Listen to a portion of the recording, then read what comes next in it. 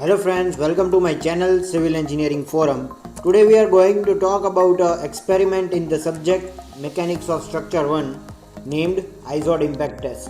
यह टेस्ट हम लेबोरेटरी में परफॉर्म करेंगे ताकि हम मटेरियल्स की प्रॉपर्टी आइडेंटिफाई कर सकें.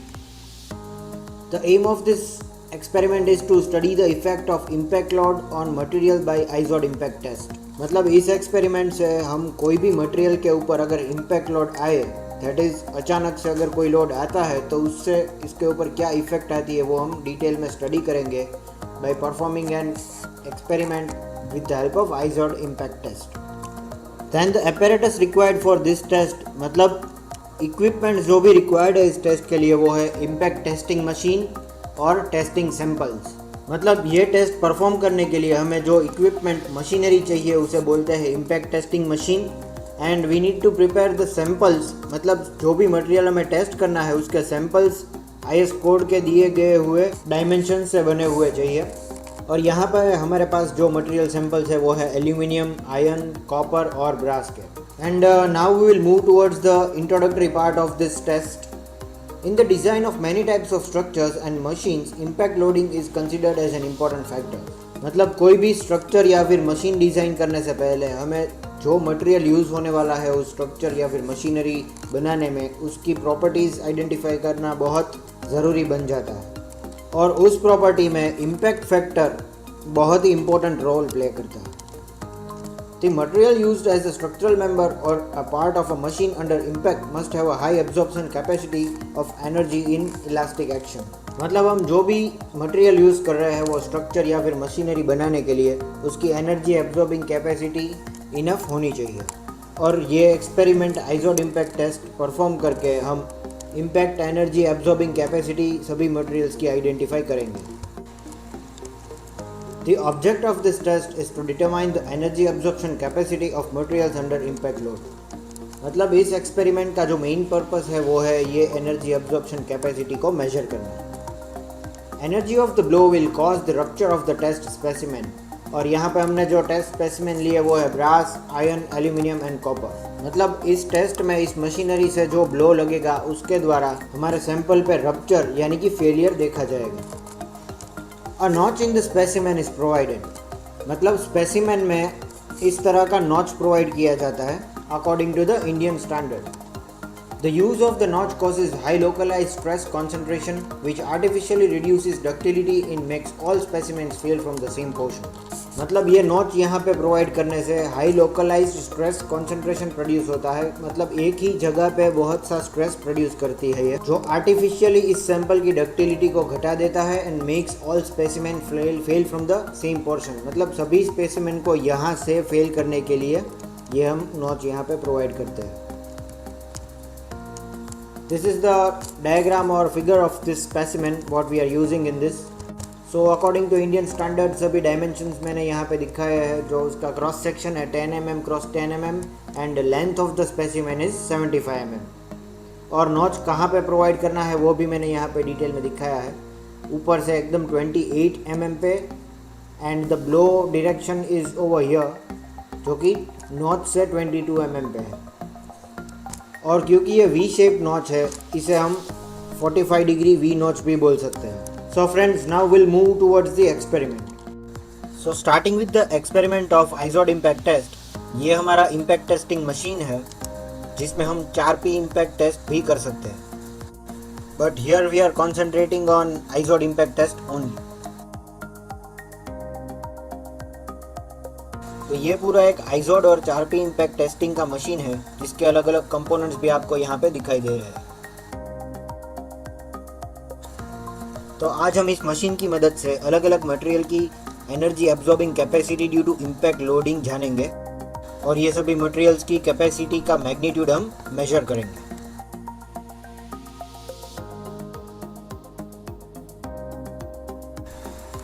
तो ये हमारे मशीन का रीडिंग डायल है जिसमें IZOD और 4P दोनों के हम रीडिंग्स ले सकते हैं. जहाँ पे अंदर की तरफ जो रीडिंग्स दिखाई दे रहे हैं वो IZOD इम्पैक्ट टेस्ट के लिए है और बाहर की तरफ जो भी रीडिंग्स दिए हैं वो 4P इम्पैक्ट टेस्ट के लिए दिए गए हैं. And as listed in the dial जैसा कि डायल में दिया गया है 1 division is equal to 2 joules, तो क्योंकि हम यहाँ पे एनर्जी मेजर कर रहे हैं तो इसका यूनिट रहेगा जूल्स, और 1 डिवीजन का यूनिट यहाँ पे है 2 जूल्स, तो इस हिसाब से हम वैल्यू मेजर करेंगे। फिर अगर हम बात करें सेटअप की, तो इस लेवल से हम 4P इम्पैक्ट टेस्ट परफॉर्म कर सकते हैं और इस लेवल से हम आइजोड इम्पैक्ट टेस्ट परफॉर्म करेंगे। और इस डायल में से जो है वो हम वैल्यू मेजर करेंगे।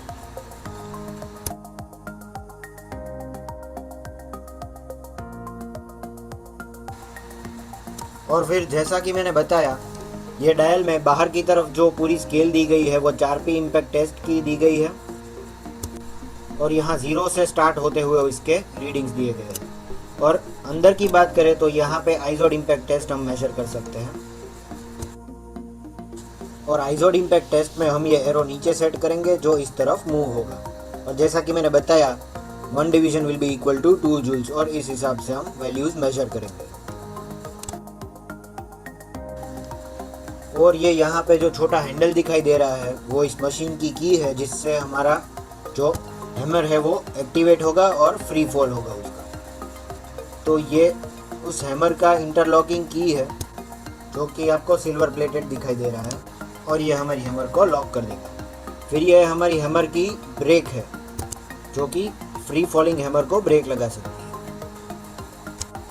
और ये है हमारी आइजोड हैमर, या फिर हम पेंडुलम भी बोल सकते हैं, जिसकी मदद से हम इम्पैक्ट एनर्जी मेजर करेंगे and it will make a free fall. और ये हमारे 4 अलग अलग सैंपल्स है जिसकी हम एनर्जी एब्जॉर्बिंग कैपेसिटी मेजर करेंगे, namely brass, copper, iron and aluminium. और इनके dimensions 10 mm cross 10 mm cross 75 mm है, और छोटा सा नॉच प्रोवाइड किया गया है जिसे हम 45 डिग्री वी नॉच भी बोल सकते हैं। और ये नॉच प्रोवाइड करने से क्या होगा कि जहाँ से हम चाहते हैं वहाँ से ही फेलियर होगा, और अनइवन अननोटिस्ड फेलियर इस सैंपल में नहीं हो पाएगा।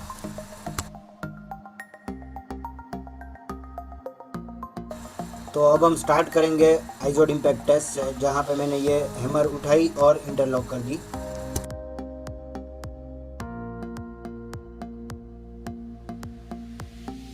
फिर हमारा नेक्स्ट स्टेप रहेगा एरो को एकदम नीचे सेट करना आइजोड इम्पैक्ट टेस्टिंग के सेटअप के लिए, जहाँ पे इसकी बॉटम मोस्ट वैल्यू दी गई है।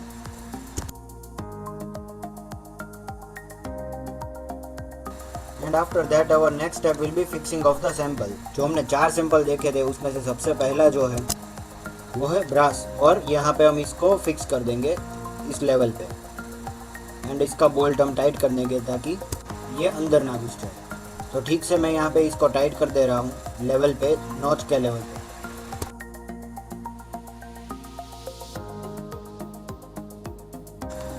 फिर मैं इस की को एंटी क्लॉकवाइज घुमा के इस हैमर का फ्री फॉल कर दूँ।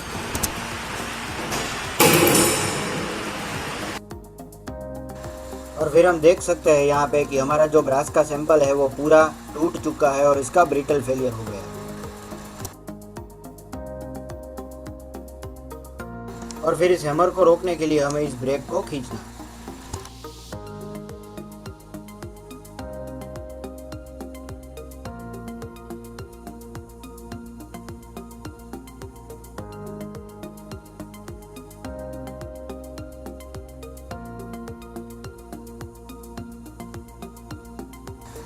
इससे हम बोल सकते हैं कि ब्रास ब्रिटल है और इसका जो है वो ब्रिटल फेलियर हम देख सकते हैं यहाँ पे। और इस डायल में हम वैल्यू चेक कर सकते हैं, यहाँ पे 28 डिविजन्स पे आके हमारा एरो जो है वो रुक गया है। इसका मतलब है कि 28 × 2 दैट इज़ 56 जूल एनर्जी इसने इम्पैक्ट में रेजिस्ट की है। फिर से मैं इस एरो को 0 पे सेट कर दूंगा, यानी कि बॉटम मोस्ट लेवल पे सेट करके नेक्स्ट सैंपल टेस्ट करूँगा। और हमारा नेक्स्ट सैंपल आयरन है।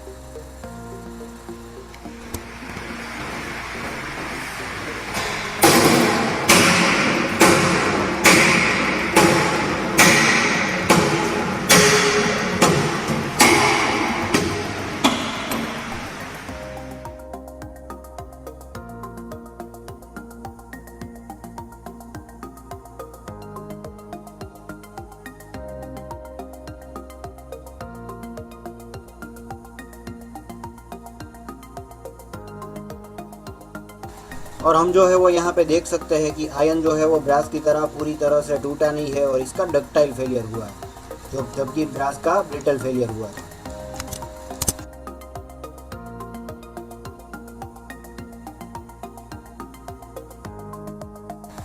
फिर इसका रीडिंग जो है वो 94th डिवीजन पे अटका है, मतलब 188 जूल एनर्जी इसने रेजिस्ट की है।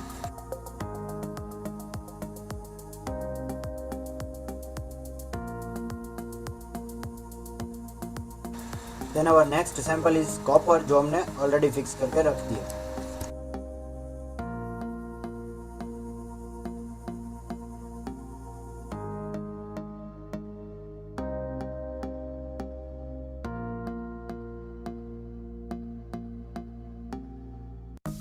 और इस बार जो है वो मैं आपको इस फ्री फॉलिंग हैमर का स्लो मोशन दिखाऊंगा, जिसकी मदद से आप लोग समझ जाओगे कि एरो की मूवमेंट किस तरह से होती है।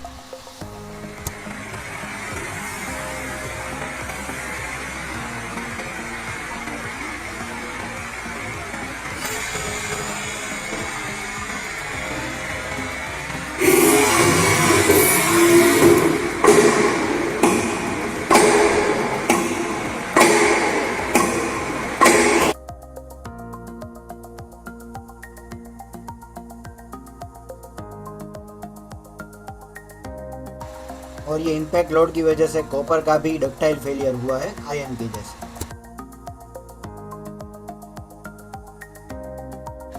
और इसकी वैल्यू है 40 डिविजन यानी कि 80 joule.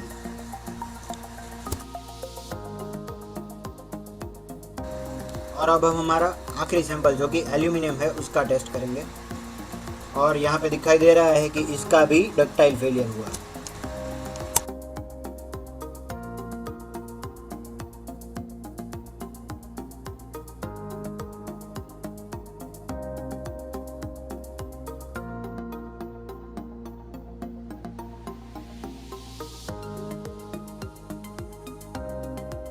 And the value is 41 divisions, that is 82 joules।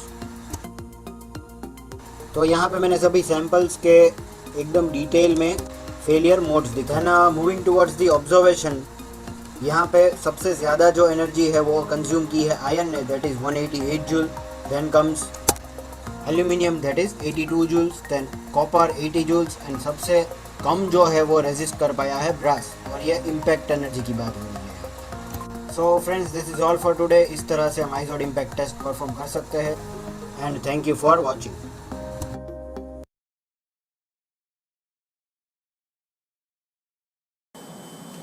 This is our impact testing machine. We can use this machine to perform our IZOD testing, where we'll be doing impact tests on various specimens at different temperatures. This is a 30-pound hammer, and it'll be used to shear this specimen off. When we pull this hammer up to 24 inches, which is where we have our height set, there's a lot of kinetic energy stored in this. You want to be careful when this hammer is in the up position. You have total ownership over this machine when you're running a test. Make sure nobody is in an area where they'll get hurt. The only thing that's holding this hammer back is this trip. When we trip that switch, the hammer free falls. Okay? Now we also have a brake.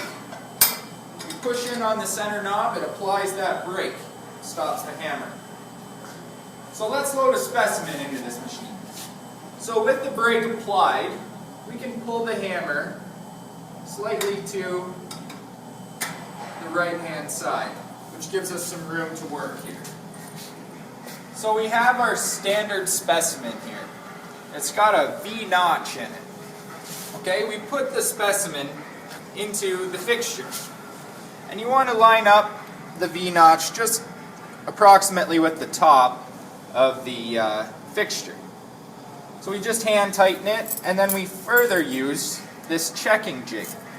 So it's got a bevel on it that will perfectly align into that notch on the specimen. We want to make sure that this is flat on the surface of the fixture and it slides into the notch on the specimen. So we position that correctly, tighten it up, get it nice and tight by hand, further that, we can tighten it up with our adjustable wrench. And you want to get it in there pretty solid. Okay, and always double check. So that is correct. Okay. We want to verify that the height of our drop is 24 inches. Okay, and if we need to adjust that, we can use this dial to adjust it. But it's crucial we use 24 inches of height, and it's crucial that we use that exact number on all of our specimens in order to receive accurate, usable results. So we can take our brake off, pulling it out, and lift our hammer into that 24-inch height drop position. The next thing we want to do is move our dial so it's resting against this point. So what that's going to do is capture how many foot-pounds were required to shear this specimen across its cross-sectional area. So we are ready to perform this test now.